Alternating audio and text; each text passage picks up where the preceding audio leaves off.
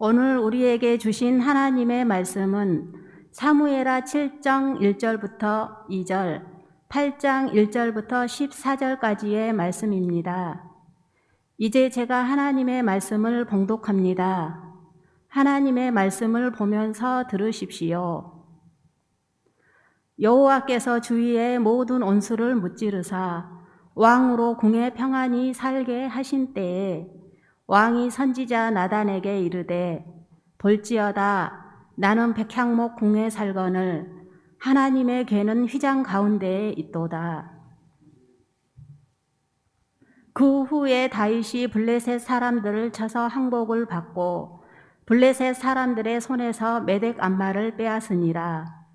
다윗이 또 모압을 쳐서 그들로 땅에 엎드리게 하고 줄로 재어 그 2줄 길이의 사람은 죽이고 1줄 길이의 사람은 살리니 모압 사람들이 다윗의 종들이 되어 조공을 드리니라.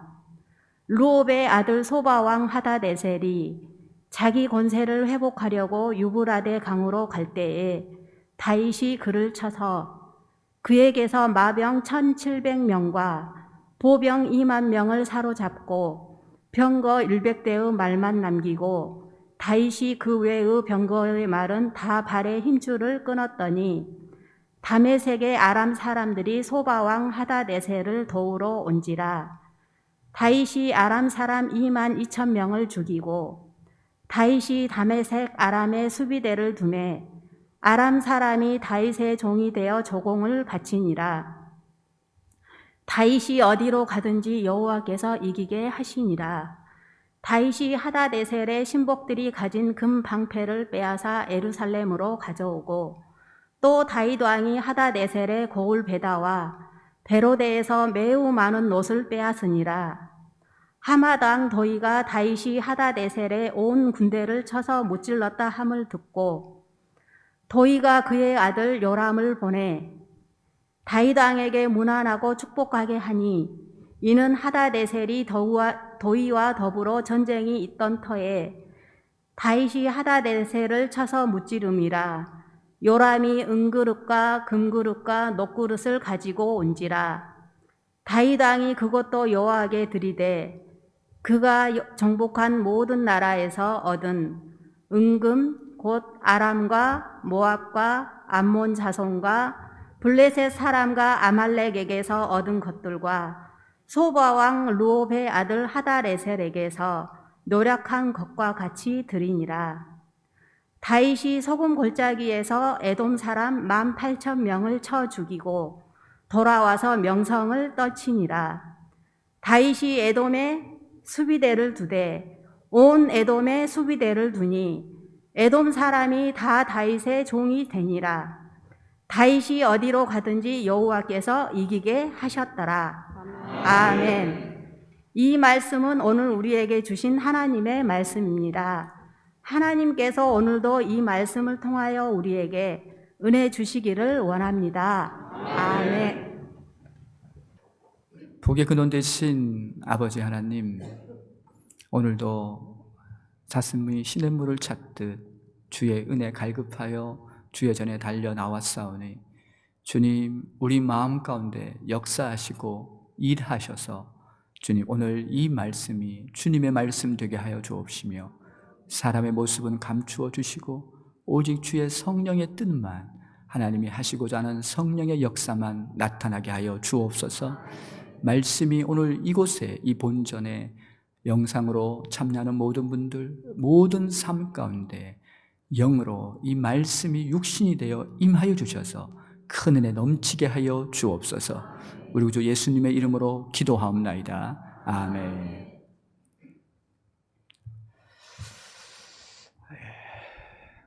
우리 예배 중입니다만 앞뒤 좌우로 인사 한번 하시겠습니다. 주님의 평강을 빕니다. 네, 주님 평강을 빕니다. 주님 평강을 빕니다. 네. 성경에는 많은 승리한 이야기들이 등장하고 있습니다. 그 많은 이제 승리의 이야기들, 마치 여름의 시원한 냉수 같은 그 승리의 이야기들은 정말 우리의 삶 가운데 무한한 도전이 되고 은혜가 되고 또 우리의 삶을 힘있게 살아가는 또 소망하게 하는 능력이 됩니다. 성경에 보면은 대표적인 승리 이야기가 이스라엘 백성들이 홍해를 건너고 나서 애국 군대가 수장된, 그러니까 하나님의 능력으로, 전적인 하나님의 능력으로 승리한 애국 군대가 멸절된 홍해 도하 이야기, 홍해 도하 승리 이야기라든지 또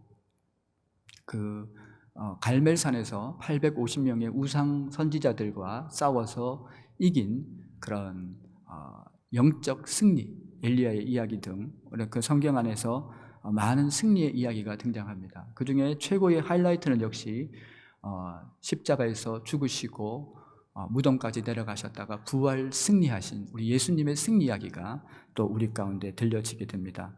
이런 모든 이야기의 이 공통점이 무엇이냐면 우리 삶에 정말 새로운 힘이 되고 소망이 되고 능력이 되면서 정말 이 가란 광야 같은 인생길 지나갈 때 그 얘기가 우리의 마음을 시원하게 하고 새롭게 은혜 안에서 믿음 안에서 살아보자고 하는 큰 위로와 용기를 주는 말씀이 됩니다. 오늘 우리가 읽었던 이 본문에 나오는 이 말씀 또한 그러하다는 것입니다. 이스라엘 백성들이 많은 전쟁을 치렀지만은 오늘같이 이렇게 승리한 적은 없었다는 것이죠. 그들이 정말 이렇게 놀라운 승리를 거둔 기록이 참으로 찾아보기 어려운데 지금 오늘 이 8장뿐만 아니라 9장, 10장 계속해서 이어지면서 그 이스라엘 백성들의 삶 가운데 정말 형언 못할 승리가 찾아오게 되는 것을 성경은 우리에게 소개하고 있습니다. 오늘 이 본문의 이런 승리의 이야기를 통해서 우리 삶 속에서 하나님이 어떻게 우리에게 어떤 원리, 어떤 방법으로 우리 가운데 역사하시고 그것이 가능하게 했던 여러 가지 동인이나 원인을 살펴보면서 우리 삶의 새로운 의미를 발견하고 또 도전을 발견하는 시간이 되기를 원하는데요. 오늘 지금 이 전쟁 가운데서 있을 때 이스라엘 백성들의 이 전쟁 가운데 오늘 본문을 읽었던 8장 말씀에 특별히 주목할 부분은 다윗이 어디로 가든지 여호와께서 이기게 하셨다라는 표현이 2번 강조해서 등장하게 됩니다. 그러니까 그 이스라엘 백성들이 어디로 가든지 하나님께서 그 이스라엘 백성들을 함께 하셔서 도우시고 이기게 하셨다라고 지금 성경은 지금 그렇게 말씀하고 있는데요. 맨 처음에 우리가 이스라엘 지도를 이렇게 볼 때, 이스라엘 지도를 이렇게 긴 빵으로 생각해 보면, 이렇게 긴 빵으로 생각해 보면, 여러분이 저를 보는 쪽에서 이 서쪽이 블레셋이 있었습니다. 그리고 동쪽이, 저를 보는 쪽에 동쪽이 모압이 있었습니다. 그리고 위쪽이 소바와 아람 등 나라도 있었고, 밑에는 에돔이 있었습니다. 근데 이스라엘이 이제 서쪽으로 가면 서쪽에서 이기고 동쪽으로 가면 동쪽에서 이기고 북쪽으로 가면 북쪽에서 이기고 남쪽으로 가면 남쪽에서 이겼다라고 그렇게 얘기합니다. 이 상황이 그 직전 상황과 비교했을 때 이스라엘에게 지금 이렇게 일어날 수 있는 상황이 아니에요. 이 직전에 지금 이 오늘 우리가 읽었던 이 사무엘상 전에 사상의 이런 상황을 봤을 때 이스라엘이 그렇게 시원하게 싸워서 이긴 적이 없습니다. 그런데 놀라운 승리를 지금 이 전에도 없었던 그 놀라운 승리가 지금 계속해서 8장, 9장, 10장 가운데 마치 아브라함 때 약속했던 그 모든 것을 다 회복시키시는 그 하나님의 이제 영광으로 이제 임하게 되는 모습이 등장하게 되는데요. 그 이스라엘 민족이 이제 이 서쪽으로 갔더니 블레셋이 있습니다. 블레셋이 있는데 정말 그 블레셋은요, 이 이스라엘을 끊임없이 괴롭혔던 민족입니다. 그래서 이 블레셋이 지금 그런데 오늘 본문에서는 한 단어를 쓰는데 항복이라는 단어를 씁니다. 블레셋과 전투에서 이 항복이라는 단어를 쓸 수 있는 상황이 아니에요. 한 번도 블레셋과 전투에서 그런 단어를 쓸 수 있는 상황이 아니었습니다. 근데 지금 상황에서는 이 다윗의 군대는 지금 이 항복이라는 단어가 전면에 등장하게 됩니다. 블레셋이 어떤 나라냐면 이들은 히타이트 후손입니다. 철기 문화를 갖고 있었습니다.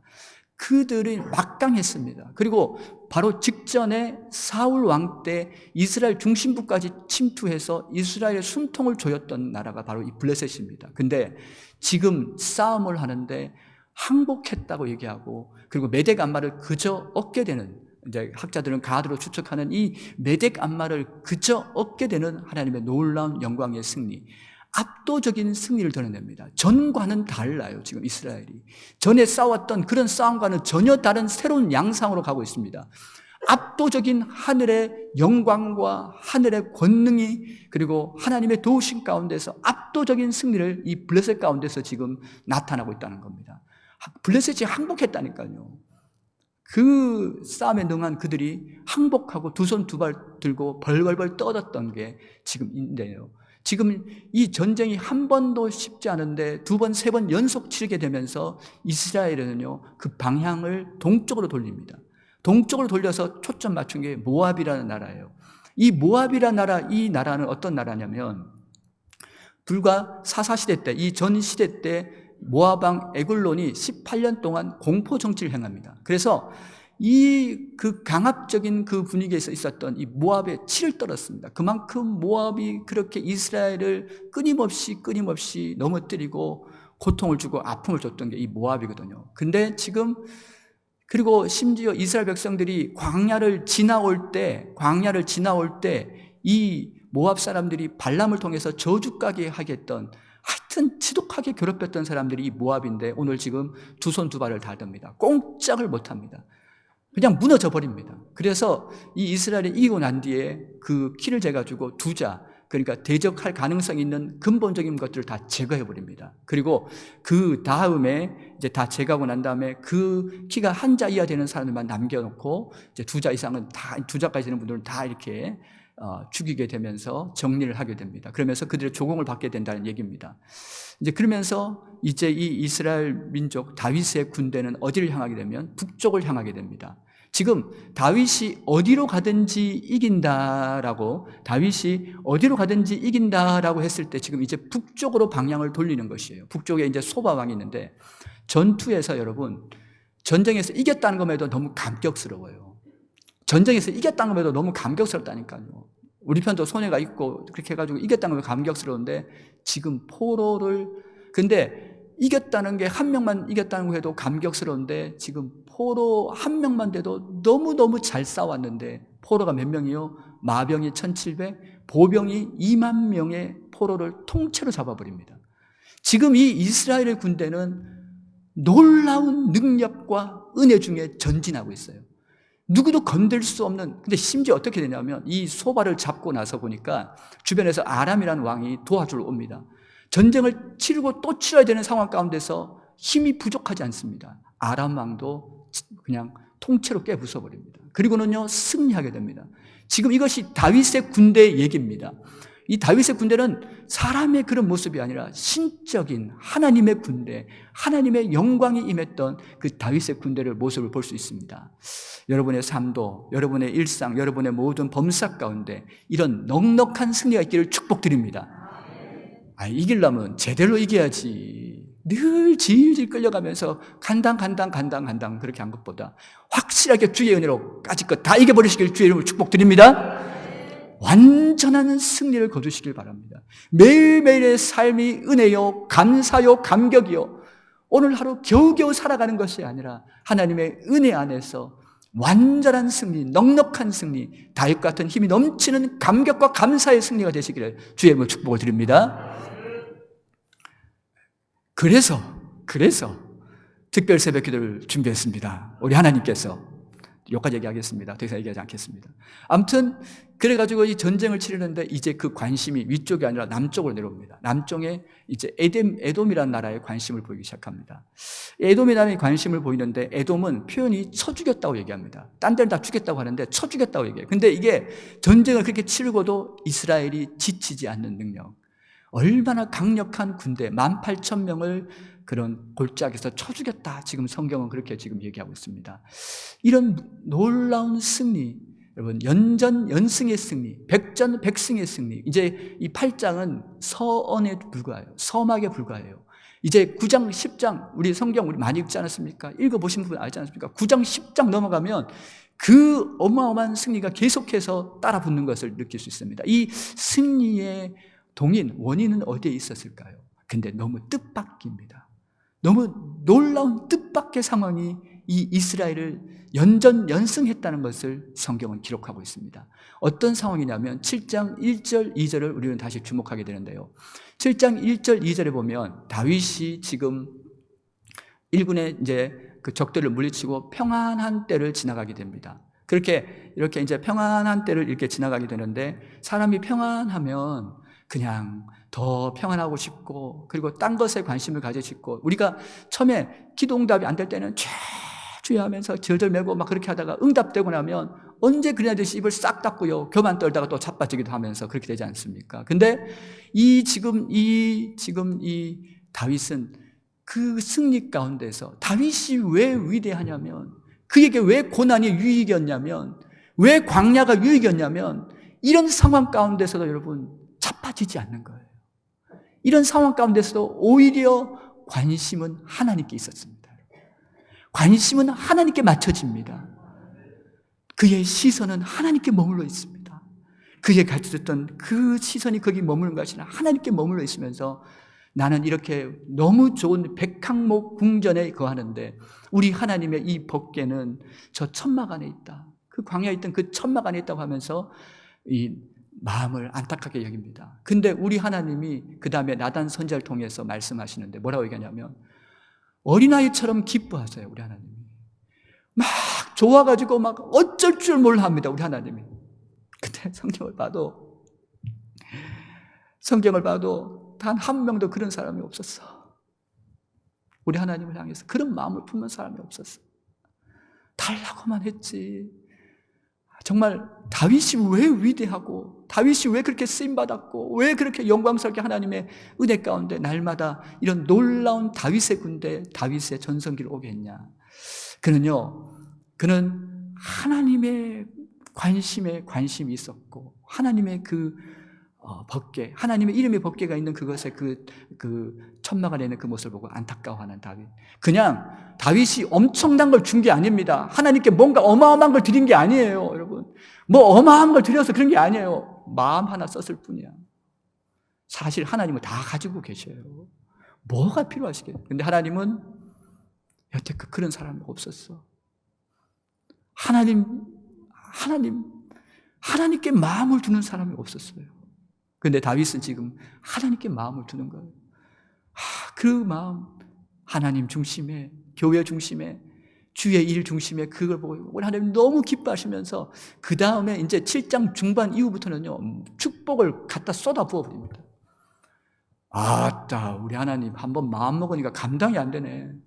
이 축복이 전대 후대 미문에 아주 강력한 복이 임합니다, 여러분.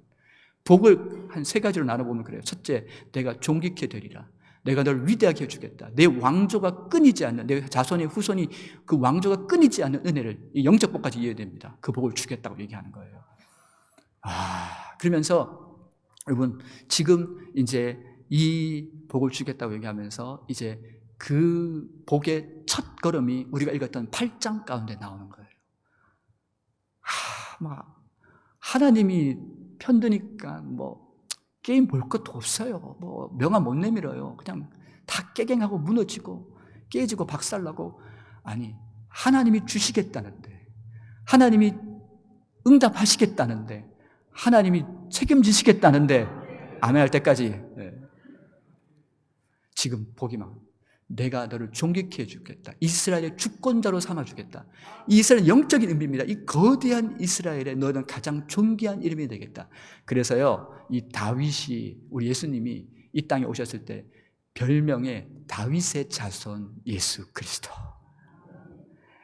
이 영광스러운 이 은혜를 그대로 말씀대로 주셨다니까요. 그리고 내가 너를 위대하게 해주겠다. 너의 대적이 없어서 평안히 쉬게 해줘. 그 다음부터 이제 하나님이 정리하시는 거예요. 이제 8방을 다니면서 하나님의 정리 작업이 시작되는 게, 이제 우리가 8장부터 읽었던 기사가 그렇게 전개가 됩니다. 그리고 마지막에 내 왕조가, 내 자손이 왕위가 끊어지지 않겠다. 근데 여기서 중요한 표현이 뭐냐면, 이 왕조가 끊어지지 않는데 사울 왕 때와는 다를 것이라고 얘기합니다. 다시 얘기하면 사울 왕 때 내가 은총을 거둬버렸어요. 그래서 사울 왕이 은총을 거둬서 악신에 쌓이고, 그래서 결국에는 망할 수밖에 없었지만 그렇게 하지 않겠다. 너희 후손들이 나를 떠나면 내가 인생 책찍과 사람 막대기를 써서라도 고쳐서 일으켜서라도 내가 너희 왕위를 잇게 하겠다. 절대 은혜를 말합니다. 우리가 그 은혜를 받은 거예요. 절대 은혜입니다. 하나님이 여러분 그 은혜를 주시겠다는 거예요. 내가 고쳐서라도 은혜를 주겠다. 그 마음 그릇을 만들어서라도 내가 은혜를 주고 말겠다. 내가 너 후손에게 그렇게 하겠다. 그것이 바로 하나님의 약속입니다. 이제 여러분과 제가 이제 이 본문 속에서 나타난 것을 좀 구체적으로 살펴보면서 우리의 삶에서 끊임없이 이런 연전연승의 놀라운 하나님 은혜가 어떻게 풍성히 찾아오는지에 대해서 구체적인 삶의 원리와 방법으로 적용해 보려고 합니다. 우선 생각해 볼 것은 다윗의 그의 시선은 늘 하나님께 고정되어 있었습니다. 시선의 방향이, 삶의 방향이, 그가 달려가는 곳이, 그가 의지하는 곳이, 그가 붙드는 곳이 아멘 할 때까지 하나님이셨어요. 하나님만 보고 갑니다. 땅을 바라보지 않았어요. 빈들에 있든지 궁궐에 있든지 초막에 있든지 들에 있든지 어디 있든지 중요하지 않아요. 그의 삶의 상황에서는 하나님입니다. 그래서 다윗이 위대한 거예요. 그의 삶은 모든 삶의 방향은 하나님께 맞춰져 있었고 하나님을 바라보았고, 이게 잘 되고 나면 그렇지 않습니까 여러분? 지금 대적을 물으시고 왕궁에 있으면서 사람이 잘 되고 나면 이태리째 소파도 놓고 싶고, 잘 되고 나면 더 잘 되고 싶은 게 인간의 욕심이지 않습니까 여러분? 냉장고도 바꾸고 싶고, 여러분 세탁기도 바꾸고 싶고, 요즘에 말하는 세탁기 있더라 바꿔보자 이럴 텐데, 잘 되고 났는데 오히려 다윗의 관심은 하나님입니다. 오직 하나님이에요.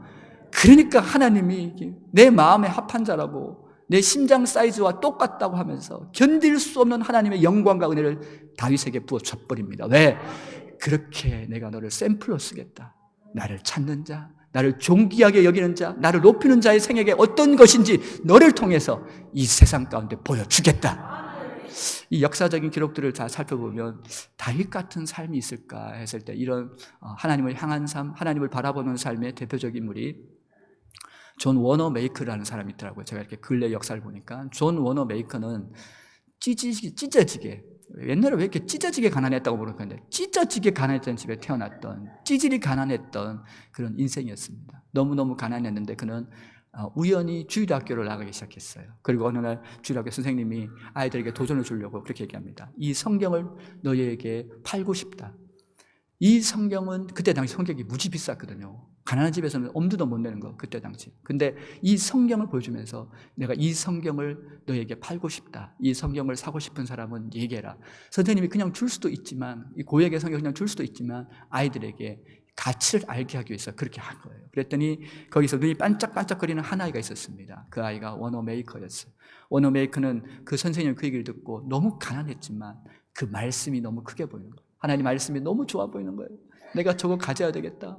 내가 저거 가지면 내 인생이 바뀔 것 같고, 저거 가지면 내 인생이 달라질 것 같은 거예요. 그러면서 그때부터 이 워너 메이커가 너무 가난했으니까 일을 했어요. 벽돌을 11,900개를 옮깁니다. 하나 옮기면 1센트씩 뭐 이렇게 해가지고 11,900개를 옮겨가지고 1년 6개월 동안 이 벽돌을 옮기게 됩니다. 이 벽돌을 옮기고 그 받았던 돈을 한 번도 안 쓰고 사탕도 안 사 먹고 알사탕도 안 사 먹고 빵도 안 사 먹고 그걸 다 모아갖고 선생님한테 가지고 옵니다. 선생님한테 가지고 와가지고 선생님한테 주면서 선생님한테 그 얘기를 했을 때 선생님이 그래 여기 있다고 그 성경을 주게 됩니다. 그 성경을 받고 워너 메이커가 바짝바짝 뛰면서 너무 좋아. 너무 좋아. 이게 1년 6개월, 애가 1년 6개월 동안 벽돌 날라가지고 이게 받았던 성경이니까 이 성경이 읽으면 술술 익힐까요? 아니면 안 익힐까요? 이 성경 읽으면 은혜를 받을까요? 안 받을까요? 이 세상에서 가장 좋은 게 뭘까요? 이 성경.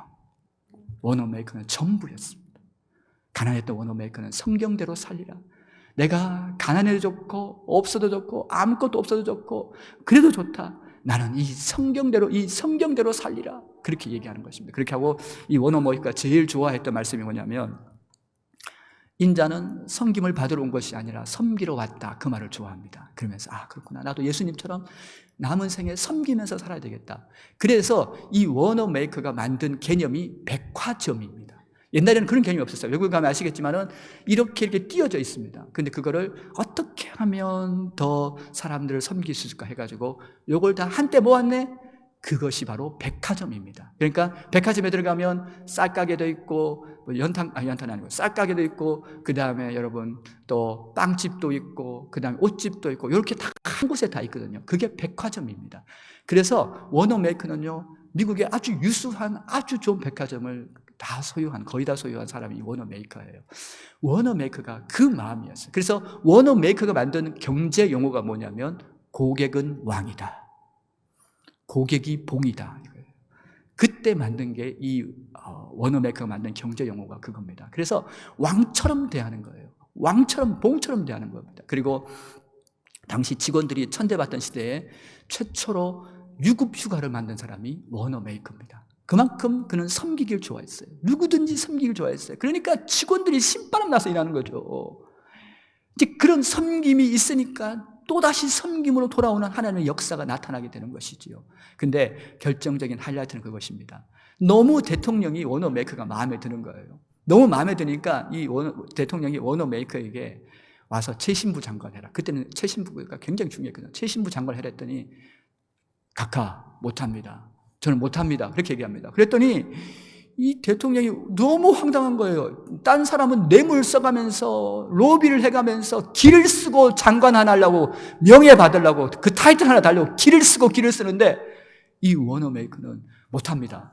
대통령이 기가 막혀가지고 한번 물어봤어요. 아니 그러니까 왜 못하냐 왜 못했더니 저 주일학교 교사해야 됩니다. 그래 그럼 내가 어떻게 해주면 네가 할 수 있겠느냐. 주일에는 주일학교 고향에 가서 교사할 수 있도록 해주세요. 그때 당시 워너메이커가 했던 주일학교 교회학교가 4,000명이 모였었어요. 그렇게 많이 모였다고 이제 워너메이커가 그렇게 하게 되는데, 이제 그러면서 워너메이커가 대통령이 했던 말이 아주 유명하게 역사에 남아 있습니다. 어떤 말을 했습니까? 각하 대통령이시여, 주일학교 교사가 제 주업입니다. 제 본업입니다. 제 신부 장관은 알바입니다. 라고 얘기했습니다. 여러분 어떻습니까? 예수에 미친 사람, 세속적인 관점이 아니라 하나님께만 시선을 고정하고 있는 사람, 그 사람을 하나님은 주목하십니다. 그리고 그를 통해서 하나님은 그의 뜻을 펼치길 원하십니다.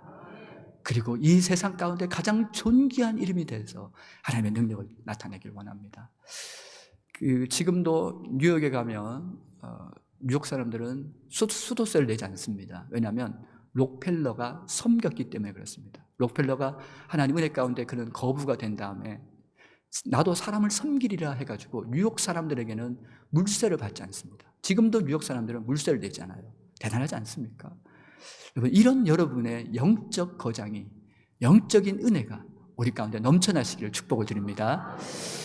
다음으로 이제 두 번째로 생각해 볼 것은요, 지금 이 다윗의 이 신앙인데요, 신앙 인격에 대해서 생각해 보려고 하는데요, 다윗은 지금 하나님만 제일 높이는, 가장 그렇게 높이는 그의 삶 가운데 하나님을 귀히 여기는 성전 중심, 하나님 중심, 교회 중심, 주의 일 중심입니다. 지금 이 다윗이 지금 이제 그러한 생을 이제 살게 되는데요, 얼마나 하나님을 사랑했냐면 하나님의 이름이 있는 주의 전도 너무 사랑했어요. 그래가지고 이 다윗이 시편 84편에 보면 그렇게 얘기합니다. 내가 주의 전을 사랑해서 몸이 쇠약해진다고 얘기했어요. 얼마나 주의 전을 사랑했냐면, 얼마나 교회 가고 싶냐면 병에 걸렸어. 할렐루야. 우리 앞뒤 좌우로 일어나자고 인사하겠습니다. 주님 때문에 병에 걸립시다. 너무 주의 전이 좋아가지고, 너무 주의 전이 너무 크고, 그걸 너무너무 사랑한 거예요. 그래서 다윗은 거기 사는 제비를 부러워합니다. 제비는 마음껏 왔다 갔다 할 수 있는데 나는 가려면 또 이제 그렇게 이제 고백을 하게 되거든요. 어떻습니까, 여러분? 그렇게 그렇게 주님을 사랑합니다. 다윗의 이 신앙 인격에 대해서 지금 이제 얘기를 하고 있는 중인데요. 다윗이 참 얼마나 그의 생애 가운데 대단하냐면, 이 다윗이 이 사무엘이 왕을 뽑기 위해서 아버지 이새의 집에 왔습니다. 형들을 일렬로 쫙 도열시켜 놓고 사무엘이 이제 기도를 합니다. 사무엘 선지자가 기도를 하면서 엘리압 첫 번째를 보고, 하나님 이 사람입니까? No. 아니. 두 번째입니까? No. 세 번째? 아니. 근데 지금 다 했더니 아무도 없어요. 그랬더니 사무엘이 마음이 그래서 그 이새에게 물어봅니다. 혹시 아들이 더 있습니까? 그랬더니 이새가 그렇게 얘기합니다. 있긴 있습니다만 하면서 말을 흐려요. 뭐예요? 그 다음 말이 뭐예요? 시원치 않다는 거예요. 볼짝 없다는 거예요. 걔는 왕감이 아니라는 거예요. 아버지도 누구도 인정하지 않았어. 근데 하나님의 눈에는 왕감이었습니다. 왜? 이 다윗도 왕이 되고 싶죠. 근데 누군가는 양을 지켜야 되니까 다 내주는 거예요. 이렇게 온유해요. 이렇게 겸손해요. 심지어 여러분, 바스바를 범하고 나서 그가 무너졌을 때 나단 선지자가 와가지고 딱 얘기하지 않습니까? 바로 왕이십니다, 왕이 죄인입니다 얘기했을 때 우리 같으면 선지자 하나 없애는 것, 그게 뭐 대단해요. 그냥 훅 부르면 날아가 버리지, 왕이 있으면. 근데 그 자리에서 무릎을 꿇고 통곡하며 회개합니다. 왜? 선지자가 아니라 선지자 때에 있는 하나님을 봤기 때문에 그렇습니다. 이게 다윗의 위대한 신앙입니다. 다윗은 그의 삶에 건드리면 하나님이라는 단어로 넘쳐납니다. 그의 삶은 온통 모든 순간 하나님입니다. 그랬기에 하나님이 견딜 수 없어요. 하나님이 은혜 주지 않고는 견딜 수가 없습니다. 여러분 같으면 어떻겠어요? 여러분 같으면 은혜 안 주고는 하나님이 견딜 수가 없는 거예요. 그래서 사도행전이 말합니다. 내 심장 사이즈와 똑같다. 여러분이 그런 축복의 아름다운 사람 되시길 정말 주의 이름으로 축복합니다. 이 이제 마지막으로 보는 관점은요, 그렇게 계속해서 반복합니다. 다윗이 어디로 가든지 여호와께서 이기게 하셨더라. 이 하나님이 오케이 하면 되는 거예요. 여러분, 딴 거 없어요. 하나님이 오케이 하면 됩니다. 하나님 마음에만 들여버려요. 딴 거 생각하지 마세요. 뭐 하려고 이리저리 용 쓰지 말고 하나님 마음에 제 마음에 안 들어도 돼요. 하나님 마음에 들어도 돼요. 목사 마음에 안 들어도 돼요. 하나님 마음에 드십시오. 그러면요, 하나님이 주님이 그 인생을 보고 계십니다, 여러분. 정말 하나님이 함께 하시고, 그렇게 해서 이기게 되는데, 정말 하나님이 함께 하셨을 때, 하나님이 사로잡았을 때, 정말 물맷돌 같은 인생, 낙이 턱뼈 같은 인생도 쓰임받거든요. 삼손의 낙이 턱뼈가 뭐 가치가 있겠습니까? 사막에 말라 비틀어져가지고 냄새나고 썩 빠진 그 낙이 턱뼈가 무슨 의미가 있겠습니까? 근데 삼손의 손에 들리니까 수천 명을 이기는 하나님의 능력이 됩니다. 아무것도 아닌 인생이어도 다윗같이 그런 양똥 냄새 나는 인생이라고 할지라도 하나님 손에만 붙잡혀버리면, 하나님이 주목해버리면, 하나님이 찜해버리면 끝났습니다. 우리 앞뒤자 우리 마지막 인사하겠습니다. 하나님 마음에만 듭시다. 하나님 마음에만 들으셔야 됩니다. 그 하나님 마음에만 들면 이제 모든 것은 다 오케이, that's okay. 하나님께서 열어가실 줄 믿습니다. 다윗은 고난 중에 찬송했어요. 광야에 굴릴 때 다윗은 찬송하는 사람이에요. 왔다, 세다, 세. 여러분이 그 주인공이 되시길 축복드립니다. 결론을 내리겠습니다. 한 아이가 나중에 목사님이 됩니다. 이 아이는 어렸을 때 한 장면, 충격적인 장면이 떠나지 않아요. 그 장면이 어느 날 비가 많이 온 날 어머니 신부로 교회 가게 됐는데, 교회에 이렇게 딱 들어갔는데 딱 보니까 장로님인데 막 울고 있는 거예요, 바닥에서. 그래서 이게 뭐지? 이제 그러고 있었다가 충격을 받습니다. 그리고 이 아이는 목사님이 되는데 정말 우리 지금 현 시대를 빛내는 아름다운 주의 종이 되는 큰 은혜의 역사를 경험하게 됩니다. 그때 받았던 그 은혜가 이 아이를 떠나지 않는 거예요. 그 내용이 뭐냐면 이제 자초정이 이랬습니다. 그 교회 장로님이 이제 장마 때 비가 많이 오는 날 자꾸 교회 가고 싶은 마음을 주시는 거예요. 그래가지고 이 장마 때 이 장로님이 그 우중을 뚫고 교회에 왔어요. 그렇게 왔더니 이 본당 안에 비가 떨어지는데 똑 떨어지는 게 아니라 줄줄 새, 그냥 줄줄 새. 그러니까 양동이를 가서 받쳐갖고 하는데 또 퍼내고 하는데 안 돼. 나중에는 몇 번 반복하다 그 자리에 그냥 무릎 꿇고 통곡하면서 우는 거예요. 회개합니다. 막 울면서 통곡하면서 울면서 기도하면서 그 내용이 그거예요. 주님, 제가 죄인입니다. 장마 때라고 저희 집의 지붕은 다 수리해놓고 주의 전을 돌보지 않았습니다. 울면서 제가 죄인입니다. 주님, 저를 용서해 주십시오. 막 하는데 옆에서 그 아이가 그걸 보고 도전을 받은 거예요. 너무 은혜를 받은 거예요. 여러분, 이 땅에서 가장 아름다운 모습이 뭡니까? 주의 전, 교회, 주의 사역을 귀히 여기는 마음인 줄 믿습니다. 그 사람, 그 아이 눈에 아름다웠다면 우리 주님의 눈에 얼마나 아름다웠을 것이며, 여러분 얼마나 그 삶이 여러분 귀하고 존귀합니까? 여러분 어떻습니까? 여러분의 삶에, 우리의 이 모든 이 삶의 이 경주하는 모습 속에서 오늘 이 다윗의 이 아름다운 신앙 인격이 여러분과 저의 것이 되어서 하나님의 놀라운 일들이 날마다 이루어지기를 축복드립니다. 기도하겠습니다.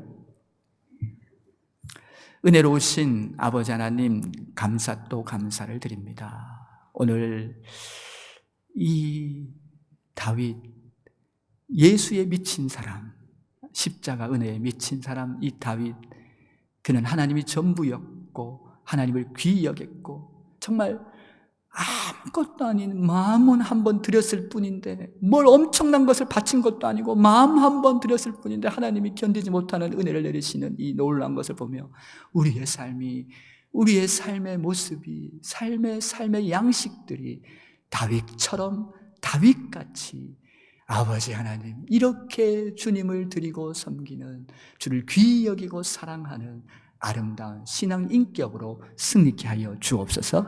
감사드리며 우리 구주 예수님의 이름으로 기도하옵나이다. 아멘.